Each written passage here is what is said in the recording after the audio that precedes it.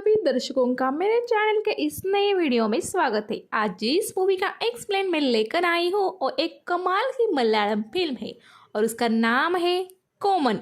Common इस word का meaning है उल्लू या फिर आउल। दृश्यम फिल्म के डायरेक्टर जीतू जोसेफ इनके डायरेक्शन में बनी और आसिफ अली इनके मेन रोल से सजी इस फिल्म को जानते हुए आप बिल्कुल भी बोर नहीं होंगे, ये मेरा दावा है।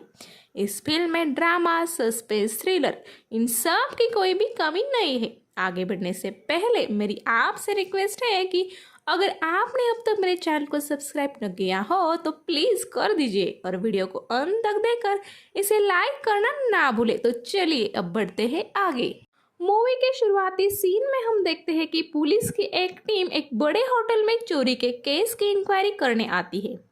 चीफ ऑफिसर सुकुमारन अपने टीम संग एक कपल से उनके गायब हुए कीमती डायमंड रिंग के बारे में पूछताछ कर रहे होते हैं। तभी पुलिस के टीम में से गिरी शंकरन नाम का एक इंस्पेक्टर अपना शातिर दिमाग लगाकर उस रिंग को चंद मिनटों में वहां से खोज कर निकाल कर उस लेडी को देता है और ये भी बताता है कि ये रिंग तुम्हारे ही मंगेतर ने चुराई थी। इसके बाद उन कपल को कोई कंप्लेंट न होने के कारण पुलिस वहां से निकल जाती है।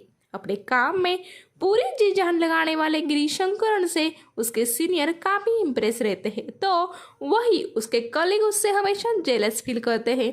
गिरी एक शानदार होशियार इंसान होता है। उसका बस एक ही प्रॉब्लम होता है कि वो अपने इंसल्ट को हैंडल नहीं कर पाता और अपना इंसल्ट करने वाले इंसान को वो कभी भूलता नहीं था।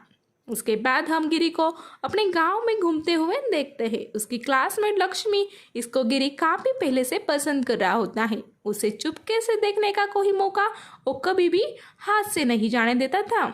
इस बात की खबर गिरी के माँ को भी होती है। वो हमेशा गिरी को उसको सीधे सीधे चाहकर शादी के बारे में पूछने के लिए बताती है, मगर गिरी काफी शाय टाइप होता है। गांव के होटल में जब वो चाय पीने जाता है तब वही दो पॉलिटिकल कार्यकर्ता सुरेश और शादजी इनसे बातचीत दौरान गिरी बोलता है, तुम लोग जो खदान की बाजू वाले जमीन के लिए झगड़ा कर रहे हो उसे खत्म कर दो। ऐसे जमीन हड़पने का कोई मतलब नहीं। इस पर वो दोनों कार्यकर्ता बोलते हैं, इंस्पेक्टर साहब ये आपका थाना नहीं कि आप जो बोले वो हम सुने। हम जो करना है वो हम करेंगे ही और बेहतर होगा आप इस मामले से ध्यान न दें। इसी बीच वहां बैठा दूसरा एक आदमी भी गिरी को बोलता है, क्यों सर, अब क्या इनसे सैल्यूट लेने के बाद ही आप यहाँ से निकलोगे? ये सब सुनकर गिरी सिर्फ मुस्कुराता है और वहां से निकल जाता है, लेकिन उसके दिमाग में ये तीनों जन एकदम फिट बैठ जाते हैं और आगे हम देखेंगे गिरी किस तरह से इन्हें सबक भी सिखाता है। अगले दिन गांव में सुधाकरन नाम का एक आदमी सुसाइड कर लेता है। इस बात की खबर मिलते ही पुलिस वहां पहुंच जाती है। पूछताछ के दौरान उन्हें वहां के आदमी से पता चलता है कि सुधाकरन काफी कर्जे में था, जिसके चलते शायद टेंशन में आकर उसने एक गलत कदम उठा लिया हो। ये बताने वाले आदमी लक्ष्मी के पिताजी होते हैं। वो गिरी को जानते थे इसलिए उसको रिक्वेस्ट करते हैं कि अगर डेड बॉडी विदाउट पोस्टमार्टम घर वालों को दी जाए तो बेहतर होगा।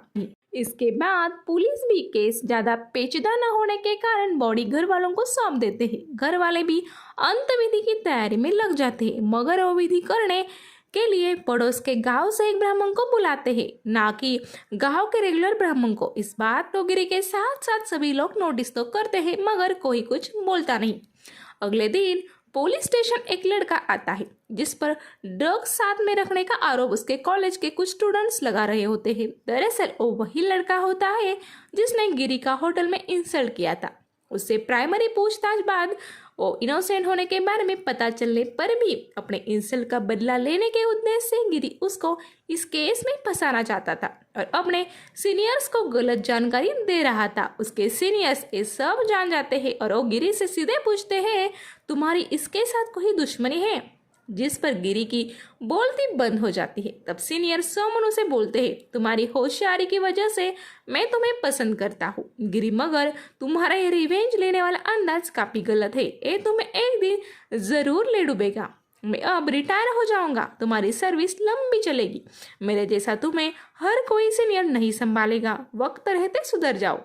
इसके बाद उस स्टूडेंट को छोड़ दिया जाता है। कुछ दिनों बाद वहां नए सीनियर देव आते हैं, क्या मालूम कैसे, मगर पहले दिन से वो गिरी से कुछ दूर ही बनाकर रहते हैं। इस बात का गिरी को बुरा तो लगता है मगर वो कुछ कर नहीं पाता। इसी बीच गांव में एक इवेंट के दौरान कबड्डी खेलते हुए दो ग्रुप्स में लड़ाई हो जाती है। तब उसे रोकने के लिए गिरी चला जाता है और वहाँ सुरेश भी मौजूद होता है। होटल के इंसल्ट की बात का बदला लेने का मौका देखकर गिरी सुरेश पर ही टूट पड़ता है। ये सब घटना वही मौजूद सीनियर देव देखते हैं और समझ जाते हैं कि गिरी मामला ठंडा करने बजाय बढ़ा रहा है। वो उसे रोकने के ऑर्डर्स देते हैं मगर गिरी के सर पे कुछ अलग ही भूत सवार था। इसके बाद देव खुद उस लड़ाई के बीच आकर गिरी को वहां से दूर ढकेल लेते हैं। इससे गिरी कीचड़ में गिर जाता है और वहां खड़े लोग इस बात से हंस पड़ते हैं। सुरेश के करीबी लोग इस बात को शूट करने लगते हैं और गिरी के ऊपर गंदी कमेंट्स भी करते हैं। इस दौरान लक्ष्मी भी वहां मौजूद होती है और गिरी को काफी अपमानित लगता है। अगले दिन गिरी को पता चलता है कि उसका कीचड़ वाला वीडियो सब जगह वायरल हुआ है और उसे सभी जगह शर्मिंदा होना पड़ रहा है। वहां का एक पैसे वाला आदमी तंबी भी उसे खूब ताने देता है। स्टेशन जाने पर भी सीनियर देव गिरी को सबके सामने वहां फिर से कल की बात को लेकर डांट देते हैं। इन सभी बातों का गिरी के दिमाग के ऊपर कुछ ज्यादा ही असर होता है। वो अपने रिटायर्ड सीनियर सोमन इनके पास आता है। उनके समझाने पर भी गिरी के दिमाग का तूफान ठंडा नहीं होता। वो वहां के एक बार में जाकर दारू पीने लगता है। कुछ देर बाद उसे वहां एक बेवड़ा आदमी बार टेंडर से झगड़ा कर रहा है इस सुनाई देता है। पास जाने पर वो देखता है कि एक शराब के नशे में चूर बूढ़ा आदमी उस बार टेंडर को बता रहा होता है कि मैं एक जमाने में काफी बड़ा चोर था। मेरी हाथ सफाई इतनी कमाल की थी कि कभी मैं पकड़ा नहीं गया और ना ही मेरे साथ कोई सबूत मिले। मेरी वजह से कई पुलिस वालों की ट्रांसफर हुई है। ट्रांसफर आज मेरे पास पैसे कम है इसलिए तू मुझे भगा रहा है मगर एक जमाने में यहाँ ये मनियान नोटों की गड्डियाँ खाली करता था। ये बात जा तेरे सेठ से पूछ के आ। इस सब घटनागिरी कोने से देख रहा होता है। वो बाहर आकर उस बूढ़े पेवड़े आदमी को एक शराब की बोतल देता है। गिरी उसे बोलता है मैं एक पढ़ा लिखा नौजवान हूँ, कुछ काम नहीं मिल रहा, क्या आप मुझे चोरी करना सिखाओगे। इस पर मनियान हंस के बोलता है पुलिस वाले को नींद में भी पहचान लेता हूँ मैं, बताओ तुम्हें मेरी जरूरत क्यों है। इसके बाद गिरी उसे सब सच सच बता देता है कि उसके सीनियर देव को उस सबक सिखाना चाहता है। इस पर मनियान कुछ पैसे लेने की बात पर मान जाता है। गिरी अपने नए गुरु से पूरी ट्रेनिंग ले लेता है। शुरुआत में कुछ फेल अटेम्प्ट्स के बाद गिरी भी मनियान की तरह एक शातिर चोर बन ही जाता है। रात में वो बड़े लोगों के घर से चोरी के पैसों को वो गरीबों के घर भी फेंकता है और कोई सबूत भी पीछे नहीं छोड़ता। पुलिस भी इतने सारे मामले देखकर कंफ्यूज होती है मगर उन्हें कोई सुराग भी नहीं मिल पाता। गिरी रात में चोरी करता था और दिन में पुलिस होकर छानबीन ये सिलसिला मजे से कट रहा था। सीनियर देव इनके ऊपर भी कमिश्नर का प्रेशर आने लगा था। उनकी हालत देखकर गिरी मन ही मन में खुश भी होता था। गांव का पैसे वाला आदमी तंबी भी एक बार मजाक में बोल देता है कि अगर चोर में दम है तो मेरे घर आए, मैं उसकी ऐसी हालत करूंगा कि उसके खैर नहीं। फिर क्या उसी रात तंबी के घर भी चोरी हो जाती है। तंबी एक इज्जतदार आदमी था, उसके घर चोरी के बाद सीनियर देव की रातों की नींद भी उड़ जाती है। गिरी अपने तरीके से इन्वेस्टिगेशन करते हुए वो उन्हीं लोगों को कस्टडी में लेकर पीटता था जिन्होंने उसका कभी इंसल्ट किया होता है। इसी बीच एक दिन वो शाहद जी को कस्टडी में ले लेता है जो सुरेश का आदमी होता है। शाहद जी को बिना कोई सुराग अरेस्ट करने की बात पर सुरेश पुलिस थाने अपने समर्थकों के साथ मोर्चा लेकर आता है। इसके बाद गिरी एक दाव खेलता है और सीनियर देव को बोलता है कि अब हालात काफी बिगड़ गए हैं, हमें किसी को तो अरेस्ट करके लोगों के नजर में अपनी इज्जत बचानी होगी। अगर आप परमिशन दें तो मैं एक चोर को जानता हूँ जो अपने सर सब इल्जाम ले लेगा और हमें भी असली गुनहगार को ढूंढने में कुछ समय मिल जाएगा। देव के कहने पर गिरी मनियान को सब बातें बताकर अभी इल्जाम अपने सर लेने बोलता है। वो उसे ये भी बताता है कि सही वक्त आने पर वो उसे इन सब से बाहर निकालेगा। फिर चोर मनियान को पकड़ने का नाटक गिरी सबके सामने करता है और उस वजह से वो फिर से गाँव वालों की नज़र में हीरो हो जाता है। पुलिस भी राहत की सांस लेती है मगर गिरी का एक और दाव बाकी होता है। वो जेल में खाना देने के बहाने मनियान को बताता है कि मेरा सीनियर अब बात से मुकर रहा है और तुम्हें ही इन सब केस में फंसाना चाहता है। तुम एक काम करो, कल कोर्ट जाते वक्त भाग जाओ। मैं तुम्हारी जितनी हो सके उतनी मदद करूंगा। अगले दिन मणियान देव के कस्टडी से कोर्ट जाते वक्त भाग जाने में सफल होता है। इस बात से देव को उनके सीनियर्स द्वारा सस्पेंड किया जाता है। वहां से लौटते समय देव गिरी से बोलता है कि मुझे पता है इन सभी में तुम्हारा ही हाथ है। सही वक्त आने दो, मैं ये बात सबके सामने एविडेंस के साथ लाकर अपने ऊपर लगे ये दाग धो दूंगा। उसी रात देव अपने 2 कलीग्स को अपने घर बुलाकर गिरी के ऊपर नजर रखने बोलता है। साथ में मणियान को खोजने के लिए भी बोलता है। वही दूसरी ओर गिरी अपने घर में सो रहा होता है, मगर अब उसे नींद नहीं आ रही थी क्योंकि मणियान ने बताया था वैसे ही अब उसको भी चोरी करने की आदत लग गई थी।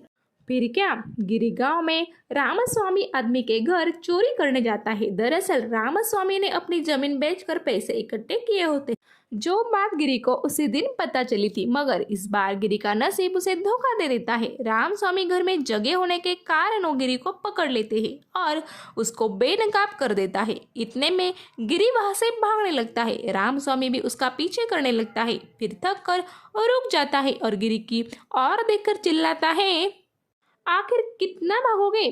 कल ही तुम्हारे पुलिस स्टेशन में आकर तुम्हारी कंप्लेंट कर सब सच दुनिया के सामने लाऊंगा, देख लेना। इस घटना के बाद गिरी का दिमाग सुन्न हो जाता है।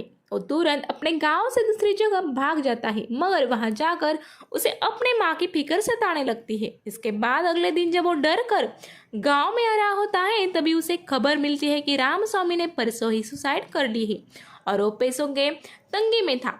रामस्वामी के वाइफ से मिलने पर वो भी इस बात को सच होने की पुष्टि गिरी को देती है, मगर मेरा पति सुसाइड कर नहीं सकता, वो हालातों से लड़ने वाला शख्स था, तुम इस चीज की छानबीन करो। इसके बाद गिरी को याद आता है कि परसों जब वो रामास्वामी के घर से भागा था तब वहाँ एक वैन खड़ी थी।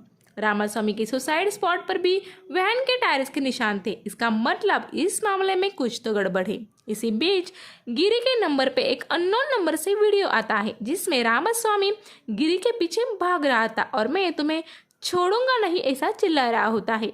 ये वीडियो देखकर गिरी समझ जाता है ये वही कोई आदमी है जिसका रामास्वामी सुसाइड केस से लेना देना है और अब वो मुझे फंसाना चाहता है। वह पोस्टमार्टम रिपोर्ट भी रामास्वामी ने सुसाइड की है ये बता रहा होता है। मगर इस बार भी अंतविधि करने दूसरे गांव का पंडित क्यों आया था, इस बात से गिरी के दिमाग अलग ही सोच दौड़ने लगती है। वो अपने रिटायर्ड सीनियर सोमन इनको जाकर सारी हकीकत बताता है। शुरुआत में सोमन सर गिरी पे गुस्सा होते हैं क्योंकि अपनी बदला लेने की आदत की वजह से अब वो एक चोर भी बन गया था। मगर गांव में हो रहे सुसाइड केसेस के बारे में गिरी की राय जानने के बाद वो उसे आसपास के गांव में जाकर ऐसी ही कुछ घटनाएं हो रही है क्या ये पता करने के लिए बोलते हैं। गिरी उस दिन उसको आए मैसेज के नंबर की डिटेल्स निकाल कर वहां जाता है। तब उसे पता चलता है कि वो नंबर किसी किसान के ही नाम पर था और कुछ महीने पहले उसने भी पैसों की तंगी को लेकर सुसाइड कर ली थी। फिर वहां के पुलिस स्टेशन जाकर वो सुसाइड केसेस की डिटेल्स निकलता है। तब उसे समझ में आता है कि हर महीने एक वारदात तो सुसाइड की हो रही है और सब केस में पैसों की तंगी एक पॉइंट कॉमन था। इसके सिवाय क्रियाकर्म करने वही पंडित आता है जो हमारे गांव में भी आता है। इन्फॉर्मेशन लेकर गिरी जब सोमन सर को मिलता है तब वहाँ एक आदमी भी मौजूद होता है। गिरी उनके बारे में पूछने पर सोमन सर बताते हैं ये मेरे दोस्त थे, मगर वो आदमी एक साइकेट्रिस्ट होता है और गिरी को देखकर वो ये बताता है कि इस आदमी को ये बीमारी है कि कोई इसका इंसल्ट करे या फिर इसे चैलेंज करे तो ये किसी भी हद तक जाकर उस इंसान को सबक सिखाएगा ही। इसे हमें उस विचार से हमेशा भटकाना होगा या फिर इसे दूसरी जगह बिजी रखना होगा, तभी ये आदत छूटेगी। इसलिए सोमन सर गिरी को चैलेंज करते हैं कि रामास्वामी सुसाइड केस को बिना पुलिस के हेल्प के सुलझा के दिखाओ तो मैं मानूं तुमने अब तक फोर्स में कुछ सीखा है। इस बात की गिरी सीरियसली लेकर काम पे लग जाता है। मगर इस बीच तंबी गांव में ऐलान कर देता है कि मैंने अब एक खूंखार डॉग पाला है, अब मेरे घर कभी चोरी नहीं हो सकती। फिर क्या, गिरी अपने उद्देश्य से भटक जाता है और तंबी के घर डॉग होने के बावजूद चोरी कर ही लेता है। लेकिन वहां से निकलते वक्त उसे दो लोग भागते हुए दिखते हैं। उनके पास जाकर देखने पर एक आदमी वैन में बैठकर भाग जाता है तो दूसरा जंगलों में भाग जाता है। उस वक्त गिरी को अजीब स्मेल आती है और वो एक बात नोटिस कर लेता है कि जो जो लोगों ने सुसाइड की थी उनके कपड़ों का या आखिरी वक्त साथ होने वाली चीज़ों का भी ऐसी ही स्मेल आती है। वो समझ जाता है कि ये स्मेल और वो बहन, इनका कुछ तो connection in serial suicide mystery से है। सब वारदातों को डिटेल में देखने के बाद उसे ये सब वारदातें अमावस की रात ही होती है ये बात भी समझती है। इसी बीच गांव में एक लेडी की मौत हो जाती है। उसका अफेयर किसी दूसरे आदमी के साथ था और ये बात सब गांव वालों को समझने लगी थी। इस बात से शर्मिंदा होकर उसने सुसाइड कर ली, ऐसी सब लोग बातें करने लगते हैं। उस औरत के पास भी एक पेपर मिलता है जिसमें कोई पूजा विधि लिखी थी, मगर उस पेपर को भी वही स्मेल आता है जो इसके पहले आया था। इस बात को गिरी अपने रिटायर्ड सीनियर्सों में इनको बताता है। वो उसे डिपार्टमेंट के मदद के बिना इस केस को सुलझाने के लिए फिर एक बार बोलते हैं। फिर गिरी उस पूजा विधि को लेकर अपने गांव के पंडित को पूछता है, मगर वो इनसे अनजान होते हैं। मगर वो पड़ोस के एक मठ के स्वामी से जाकर मिलने के लिए बोलते हैं। वहां जाकर जब गिरी ए पेपर उन स्वामी को दिखाता है तब वो थोड़े डर कर उससे पूछते हैं, ये तुम्हें कहाँ मिला? गिरी के सच बताने पर वो बोलते हैं कि ये पूजा काली जादू जैसी है, इसे मेरे ख्याल से तो यहाँ कोई नहीं करता, मगर केरल और कर्नाटका के बॉर्डर पर आदिवासी लोगों के एक मंदिर में इसे किया जाता था, इतना मैं जानता हूँ। साथ में वो ये भी बताते हैं कि इस पूजा की एक किताब मेरे पास भी थी, मगर मेरा एक शिष्य उसे यहाँ से चुरा कर ले गया था। आगे का कुछ पता नहीं। आदिवासी लोगों का मंदिर कहाँ होगा ये जानने गिरी अपने गांव में एक रिटायर्ड फॉरेस्ट ऑफिसर से मिलता है। वो गिरी को वहां का रास्ता बता देते हैं। वहां से लौटते वक्त गिरी को लक्ष्मी के पिताजी मिलते हैं। वो भी काफी पूजा पाठ करने वाले होते हैं। उनसे उस पूजा विधि की कोई जानकारी मिले ये सोचकर गिरी जब उन्हें वो पेपर दिखाता है तब वो, मुझे कोई आइडिया नहीं, मगर मेरे घर एक महाराज आए हैं, अगर तुम चाहो तो उनको दिखा सकते हो, ये बात बताते हैं।